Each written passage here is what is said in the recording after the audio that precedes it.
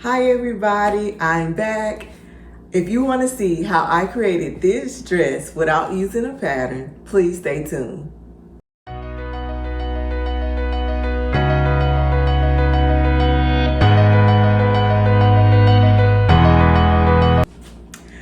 Okay everybody, how are you? This is Shalisa here, and yes, we have a little name change. We just added a little bit to it. So you are watching So She Designs and Thrift, because I like to also thrift some of my garments as well as thrift fabrics. So I thought that if I added the name, then it would be appropriate to bring you along on those thrifting trips with me. So what I have on today is not anything that I made. You can see it's a little big, but I love this shirt. I love the colors. This was thrifted, but I'm gonna have to make some adjustments because the sleeve is a little long, but I love this shirt. So I'm on my way to work, but I wanted to make my video before I go and wanted to show you my dress that I made. So how did I make this dress without a pattern? Well, I used this mannequin.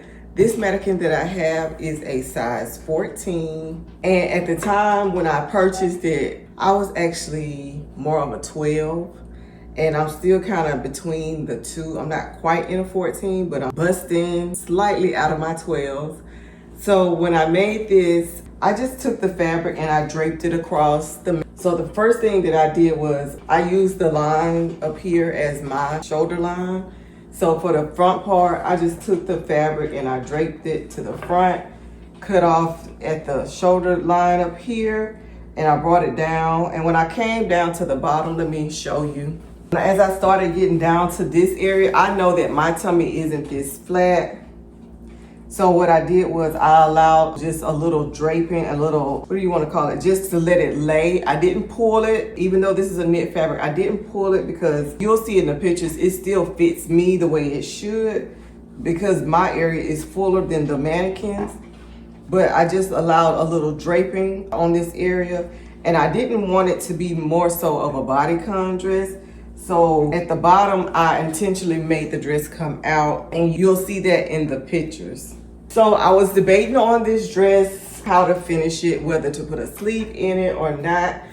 So if you've been watching me, you know that I lived in Virginia. Now I'm closer to home. I'm back in Georgia. I'm in the Atlanta area now. And I was like, it's hot down here, and it's hot most of the time. So what I did was I decided to make this sleeveless. So I created a little binding. Let me bring it a little closer. I created a little binding out of some of the scraps of material that was left just to finish off the sleeve, the armhole, and the neckband. So I have worn this, and this is probably more of a fall look because of the colors.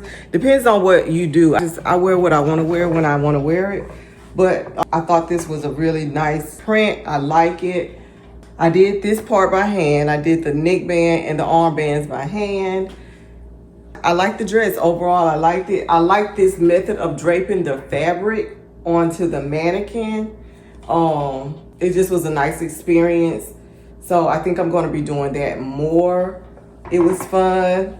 My only concern with draping the fabric on the mannequin is if your mannequin isn't your size, then I guess that will be a concern. This is technically not my size. I just went with a little fuller method.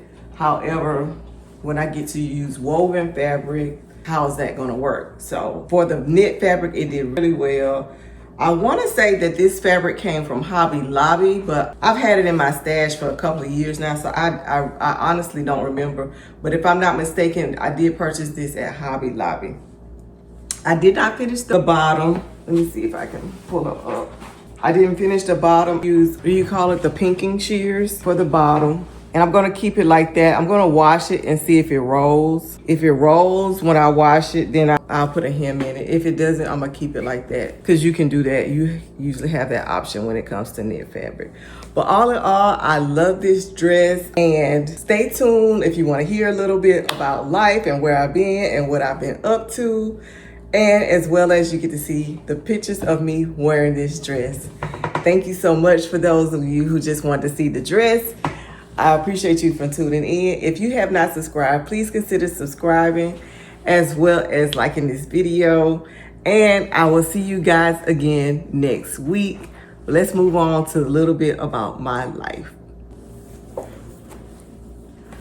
Okay guys, a little bit about life. I don't think I've made any videos this year. If I have, it was maybe the first of the year.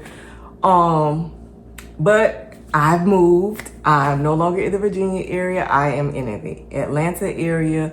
And I've been here maybe since the first of the year. Towards the end of the year, I was with a friend who needed some help. And so it kind of just worked out. I kind of needed a place to go. She needed help. So we just kind of helped each other out. And I helped her get where she was going to, get together until she was eventually moving up here to Atlanta. And I know this is where I was going to be. So we just kind of transitioned up here together. I am currently in a new place right now. Not sure how long this place is going to last, but you can see that I finally have an area to sew. So I'm so excited about that. Life throws you curveballs and you just have to figure out how you're going to play it. You're gonna throw the ball back, you're gonna dribble it, you're gonna dunk it, you're gonna hit it with a bat. You got to figure out what you're gonna do. So I have been hitting my balls with a bat, and I have been trying to overcome some trials and tribulations. And with the help of the good Lord and my family, I am in a better place than I have been in a couple of months. So I'm so excited about that. I am excited to get back to my videos.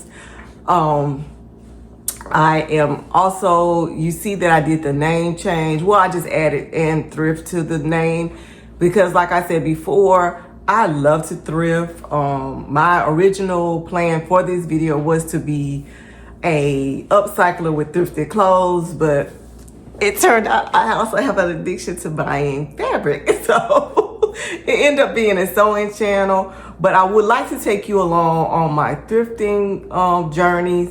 When I do, I look for clothes because I feel like there's enough things in the world for us already. So, however, I do love fabric and I'm going to make something new. But I try to make my clothes or purchase them secondhand if whenever possible. It doesn't mean I never buy new clothes because there are times when I have purchased new clothes. Like I had an incident in the moving situation, moving from one area to another area, and some of my stuff was in storage. The storage got infested with rodents, so everything that was cloth I disposed of. So I had to, in that situation, I had to go and purchase new clothes. So there are times where I do purchase new clothes, and that was just a situation. I had to purchase new clothes because I needed something to wear. However, sometimes there's just something that you just want and I'll purchase it. I have been contemplating whether I was going to keep going with the channel, and I actually missed the channel. I'm not doing any collaborations at this time, but hey, who knows what's going to come up soon.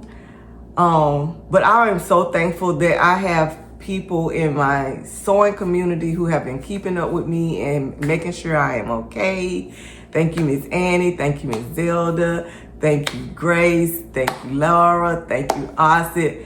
All these people have been keeping up with me and just making sure that I'm okay. And I really appreciate them and their time.